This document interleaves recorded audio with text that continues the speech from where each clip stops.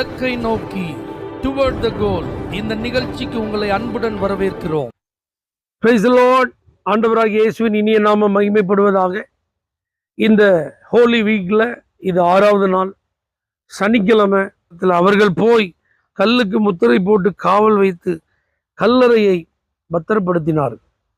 இயேசு கிறிஸ்துவின் சரீரம் அடக்கம் பண்ணப்பட்ட அந்த இடத்துல அந்த கல்லறைக்கு காவல் வைக்கப்பட்டது. பத்திரமாக சேவகர்கள் அதை பாதுகாத்தார்கள்.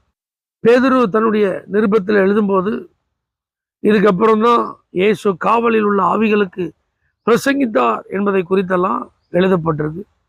ஆனால் திருச்சபை வரலாற்றில் இந்த நாளில் தான் 40 நாட்கள் உபவாசம் இருந்து தேவனுக்கென்று தங்களை அர்ப்பணித்து பாவ அறிக்கை செய்து தங்களை அர்ப்பணிப்பவர்கள் ஞானஸ்நானம் எடுக்கிற ஒரு நாளாக அது கொண்டாடப்பட்டது.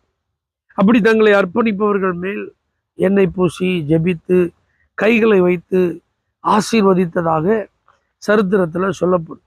இது ஈஸ்டர் பண்டிகைக்கு முந்தின ஆயத்த நாள்.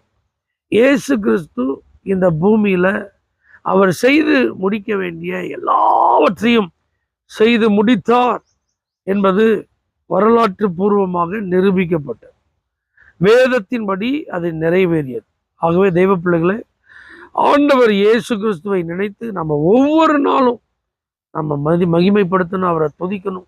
ஏன்னா நமக்காக அவர் செய்து முடிக்க வேண்டிய வேலை எதுவும் பெண்டிங்கில் இல்லை, எல்லாம் நிறைவேறி முடிந்து விட்டார். அதை நினைச்சு கர்த்தரை துதிப்போம். நாளைக்கு அந்த உயிர் தெழுந்த நல்ல காலை ஆராதனைக்கு நம்மை ஆயத்தப்படுத்துவோம். அந்த ஆராதனையிலே உயிர் தெழுந்த வல்லமையை நாம் அனுபவித்து கர்த்தரை மகிமைப்படுத்துவோம். தகப்பனே, இந்த ஆயத்த நாளுக்காக நன்றி.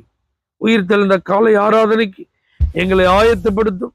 அந்த வல்லமையை அனுபவிச்சு ஆசீர்வதிக்கப்பட கிருபைத்தார். இயேசுவின் நாமத்தில் பிதாவே, ஆமென். For prayer contact, Pastor J. Kumar, El Shaddai Ministries, 9500252586, Surandai.